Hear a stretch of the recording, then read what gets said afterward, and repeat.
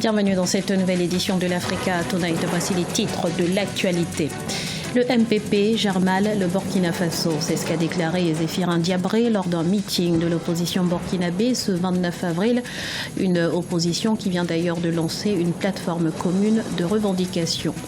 En Afrique du Sud, le président Jacob Zuma a enfin signé le projet de loi FICA, une loi sur le renseignement financier qui vise à améliorer la lutte contre le blanchiment d'argent et le financement du terrorisme. Et puis Ahmad Kalkaba Malboum ne renonce pas à ses ambitions. Il est pour la troisième fois candidat au poste de président de l'Association des comités nationaux olympiques d'Afrique. L'élection est prévue le 10 mai 2017 à Djibouti.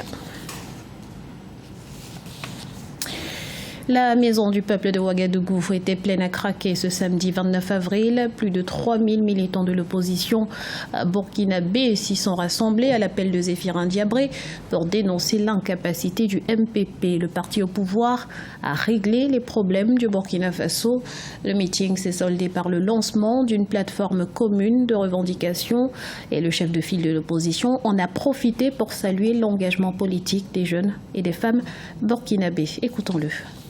Je salue à leur nom en particulier la détermination et l'engagement de la jeunesse de l'opposition, la jeunesse du Burkina, qui est venue ici en masse témoigner de son adhésion indéfectible à la cause de notre combat.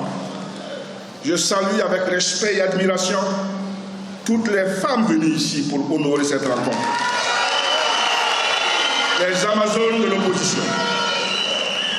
Nos femmes sont courageuses. Elles sont battantes, elles sont engagées, elles sont déterminées, elles sont constantes, elles sont le présent et l'avenir du Burkina Faso. En bref, le président togolais Faure Gnassingbé est arrivé ce dimanche 30 avril à Conakry. Une visite de travail et d'amitié qui s'inscrit dans le cadre du renforcement des liens d'amitié et de fraternité entre la Guinée et la République du Togo. L'Afrique du Sud se met aux normes internationales. Le président Jacob Zuma a signé ce 29 avril le projet de loi FICA qui vise à lutter contre l'évasion fiscale, le blanchiment d'argent et le financement du terrorisme. Une partie de l'opposition se réjouit de cette nouvelle, mais les représentants de l'Alliance démocratique, eux, restent prudents. Clément Joël sont là.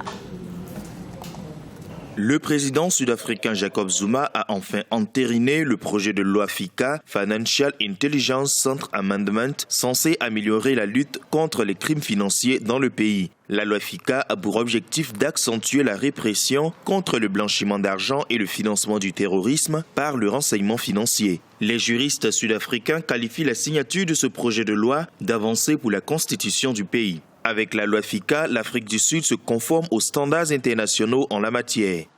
Cet acte d'amendement envoie un signal fort sur l'engagement de l'Afrique du Sud à combattre les crimes financiers, à garantir l'intégrité de son système financier, de sa base fiscale et à réaffirmer sa place dans le système financier mondial.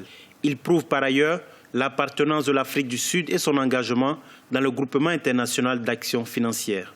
L'opposition sud-africaine s'est réjouie de l'amendement du projet de loi FICA. Toutefois, elle ne cache pas sa crainte quant à son entrée en vigueur qui, selon elle, risque d'être retardée pour protéger certains intérêts de partisans du pouvoir en place. Nous pourrons désormais poursuivre ces gouvernants corrompus dont la richesse n'est pas proportionnelle au salaire. Et bien que tout ce que nous avions voulu n'a pas été amendé, ce projet de loi est aussi important pour notre système bancaire et pour sa place dans la communauté internationale des banques. Si la loi FICA permettra de mieux lutter contre l'évasion fiscale et les crimes économiques, les observateurs estiment que l'amendement du projet de loi a été retardé par le président Jacob Zuma. Or, selon des analystes, sa non-application jouerait négativement sur l'économie du pays, déjà chancelante. La Banque de développement des États de l'Afrique centrale veut aider ses pays membres à réduire leurs importations de produits alimentaires. Dans son plan stratégique quinquennal, la priorité sera donc donnée à l'agriculture, l'agro-industrie, la pêche et la pisciculture. C'est un reportage de Deva Panzo, notre correspondant au Cameroun, commenté par Clément Joël Soala. 5 pays sur 6 sont producteurs de pétrole dans la zone CEMAC et n'ont pu échapper à la crise due à la dégringolade des coûts de l'or noir. La Banque de développement des États de l'Afrique centrale, BDEAC, veut repenser sa politique d'intervention en améliorant ses comptes courants afin de réduire l'importation des produits alimentaires et en finançant le développement de l'agro-industrie. En moyenne, chaque État dépense 500 milliards par an rien qu'en importation de produits alimentaires, alors que nous avons des terres fertiles. C'est pour cela que nous voulons promouvoir et financer vraiment la transformation de l'agriculture. Nous voulons parler de la pêche, de la pisciculture, de l'élevage, de l'agroforestière, etc., etc.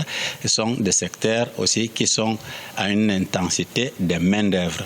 La BDEAC a également prévu dans son plan stratégique 2017-2021 de renforcer ses interventions au niveau des infrastructures de développement car selon elle, pour développer l'agro-industrie, il faut de l'électricité et des routes pour l'acheminement des marchandises vers les points de vente. Un projet ambitieux qui nécessite des moyens financiers. Il y a une stratégie de mobilisation des ressources.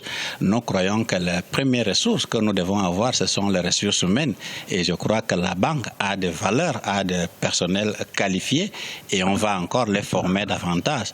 Mais à partir de là, il faudra aller vers le marché pour la mobilisation des ressources, dans la mesure où les procédures en termes de passation des services, en résumé, en termes de gouvernance, sont bien maîtrisées.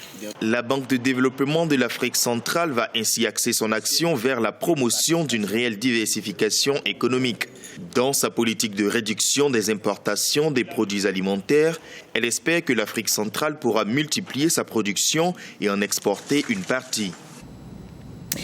Et de 3 pour Ahmad Kalkaba Malboum. Après 2 échecs en 2009 et 2013, l'actuel président de la Confédération africaine d'athlétisme brigue à nouveau la présidence de l'Association des comités nationaux olympiques d'Afrique. Le vote est prévu le 10 mai 2017 à Djibouti. C'est un reportage de Vivienne Baoken, notre correspondante au Cameroun.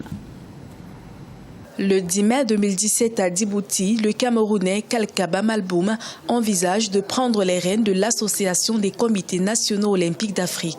Tel un lion indomptable habité par le fighting spirit, le patron de la Confédération africaine d'athlétisme envisage mettre ses 40 années d'expérience dans le management des organisations sportives au profit de l'Afrique. J'ai le savoir-faire. J'ai aussi diriger des organisations qui donnent des résultats et qui continuent à donner le résultat, comme la Confédération africaine d'athlétisme, comme le Comité national olympique et sportif du Cameroun.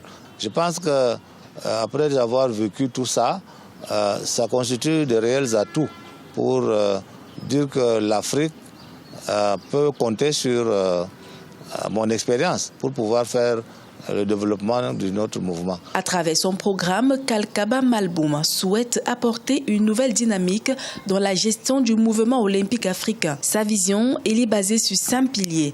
Rétablir la confiance par la vérité, orienter sa démarche vers un engagement pour la grandeur du sport, intéresser davantage les partenaires, renforcer la collaboration avec les gouvernements et les ONG et faire connaître la marque Atnoa, lui donner une valeur authentiquement africaine. Et pour la jeunesse africaine, il faut dire qu'elle est au centre de notre préoccupation. Elle a tous les atouts. Et si le sort nous est favorable le 10 mai prochain, les sportifs africains verront le changement en leur faveur.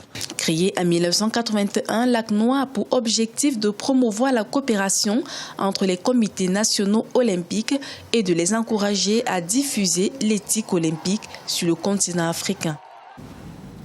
Ce journal a été réalisé par l'ensemble de la rédaction. Nous vous remercions pour votre fidélité. Restez sur Africa 24 dans un instant, une nouvelle édition de l'actualité.